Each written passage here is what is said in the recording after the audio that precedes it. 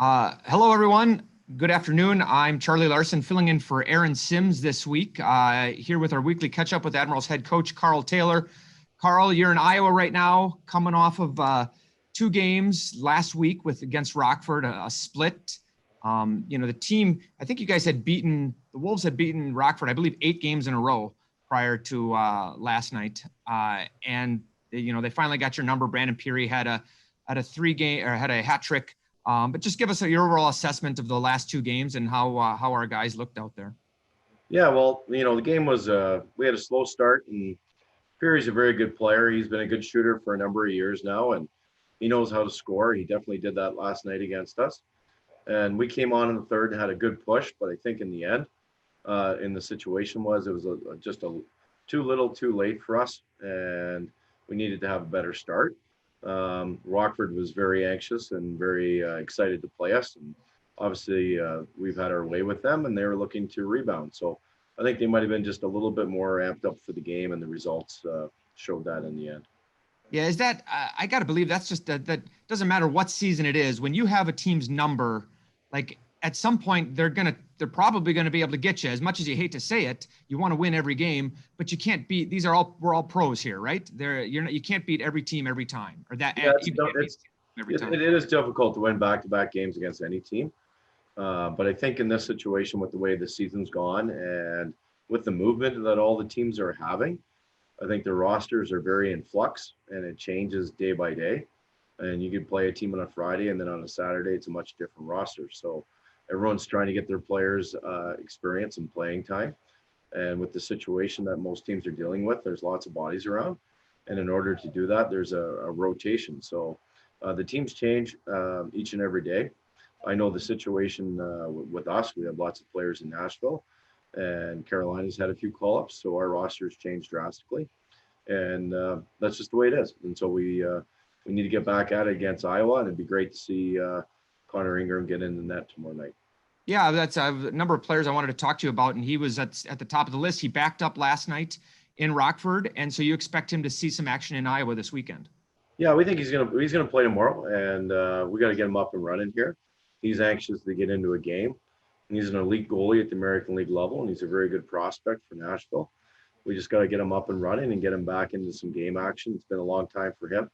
It's over a year now since we played in Milwaukee. So, it's going to be what it's going to be, but he needs to get some games in and try to find his game because he's been off for so long.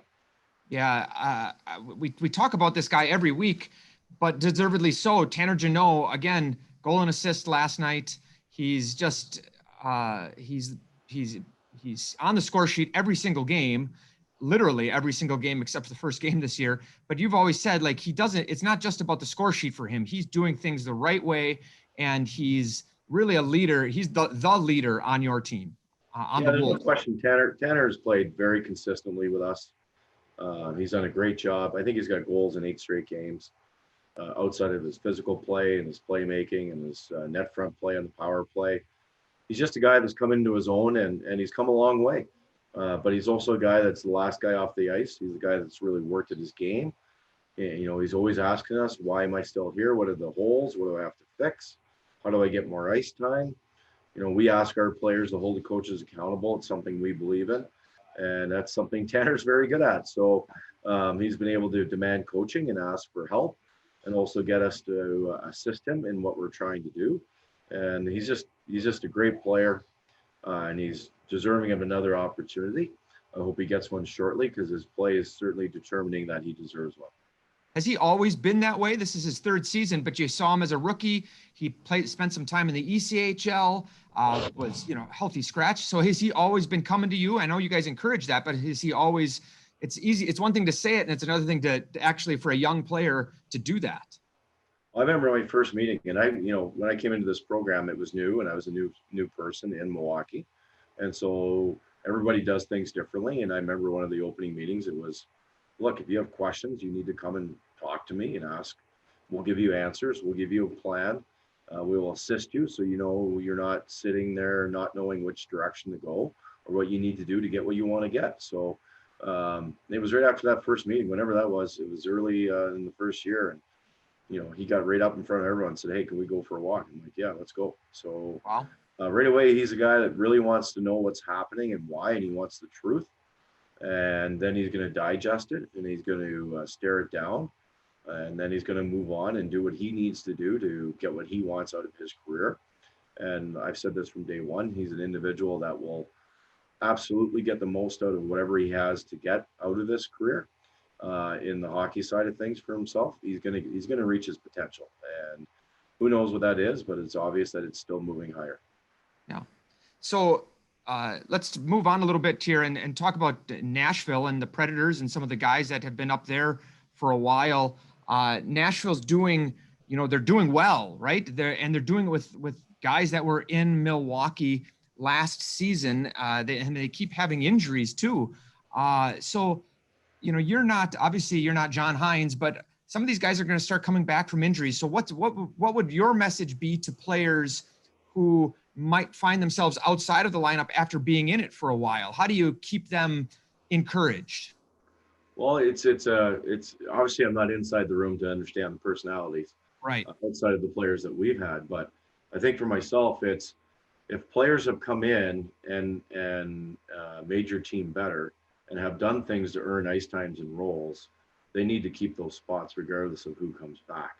No one wants to lose their spot because of injury, but it's part of the business. Now, guys are going to get opportunities when they come back, but there's also other players like, obviously Tolvy's separated himself. He's an NHL player now.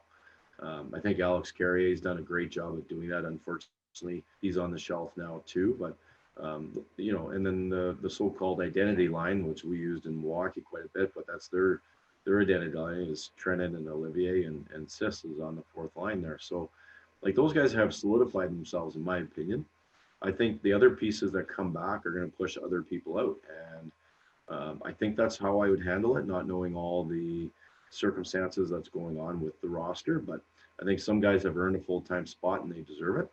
And I think some guys have been pushed out. And I think other people are going to get an opportunity to come back in. But that everything that's happened, the competition internally has increased, and it's driven that team to a new level. And I really, it's really rewarding watching our guys, because our guys are a huge part of what's happened there. And not just with the ice time or how they're playing or the roles, but, having those guys in the locker room, having them gone through what they did in Milwaukee, having to earn what they've got, having learned how to win with all the wins we had last year and the last couple of years, and the program and these players have changed that team. And I'm really excited for them. And, the staff there's been very complimentary to them and what they've done and what they've added to the group. And I think it's just competition. And so the same way it goes, those guys came in and did a great job. Now those players coming off injury, they're going to be going, Jesus, they don't want it handed back to them. I think they're hoping they get this opportunity, but everyone wants to fight for it and have things matter. So all these players coming back, they'll get their opportunities, but they're going to have a shorter time to grab it, because now we know these other players that maybe they push out have proven that they can do it.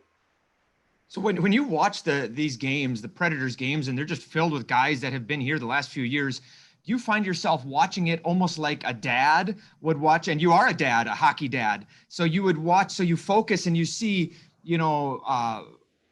Jeremy Davies do something. Do you say, "Oh, Davey, what are you doing? Why'd you do it that way? You should have done it this way." Do you find yourself sort of taking on a fatherly, perspective on these guys? I think, and I'll speak for our whole staff. I know Greg, Scott, myself, we all watch the games, and Ryan. But I think when we've worked so closely with all these players and invested in them, invested our time and our efforts with video and training on the ice and going through the good times and the bad times in the minors with them, watching them struggle, watching them improve, fight through some obstacles, you have to be invested. So I think our whole staff, watching the games is always exciting, especially when you have all these guys in there that are a big part of our time in Milwaukee. So I think we all watch it. I don't know if I go father figure, but there's definitely that you're proud of them and you're excited for them and you're hoping for success. You're glad they're getting an opportunity because they deserve it. And it's been a while. Like Milwaukee's been a little bit stagnant over the last. A lot of guys went, and then the last few years has been a little. So now a lot of guys are gone again, and so there's some guys that have been waiting patiently So it's very exciting for the Carriers and the Lards and guys that have been waiting for a while, and now they've gotten some opportunity, and some of them have really made the most of it. So yeah, as a staff, Greg, Scott, Ryan, and myself, we're all very proud of the players. We spend a lot of time with them and a lot of investment in what they're doing. And when you see them reaching their goals and their dreams, and feeling that maybe you played a small part in assisting them as a staff, yeah, we're very proud of what they're doing and excited to see what they can do in the future. So last question I want to get to here is, a couple of games in Iowa this weekend. I guess, speaking from a couple years of playing in Iowa, tough place to play, but does it excite you to go to a place where there's actually going to be fans in the stands? You've played there already this season, but is that, in Rockford, there's no fans. In Chicago, there's no fans. To go and play in front of fans, is that good? Is that exciting, even though they're not cheering for us? Yeah, it was a little different the first time we did it, and but I'll be honest, it is what it is. The season is a long season of games. It seems like who knows what's going to happen with playoffs, no playoffs, all these things. But we're trying to get these games in to help these players get some training, get some understanding, get some development time. So the games you're approaching them with a little bit of a different view. Yes, you want to win. Yes, you want the players to play well. You want them to execute. But it's all about a long-term vision. It's not really, you're not going in saying, geez, we got to win this game and holy cow, these fans are on us. And it's just a little bit of a different environment. And also my role here is I'm running the power play, but I'm also, around the team and consulting and helping out. But it's not our team technically with the staff. So we're in a more of a support role. But it is more fun with fans, obviously. And when you have a big crowd or people in the arena, the environment does increase. Rockford and a few other arenas have been playing fan noise, and it gets a little bit old. But to have actual live bodies in the arena and enjoying the game, and it seems a little more normal. And hopefully everyone's making good decisions, and we find our way, and people are getting vaccinated, and we find our way back to what we used to call normal, hopefully, and we can have some fans back in the fall. Great. Karl, best of luck this weekend. We look forward to chatting down the road. Thank you, Charlie. That's Admirals head coach Karl Taylor.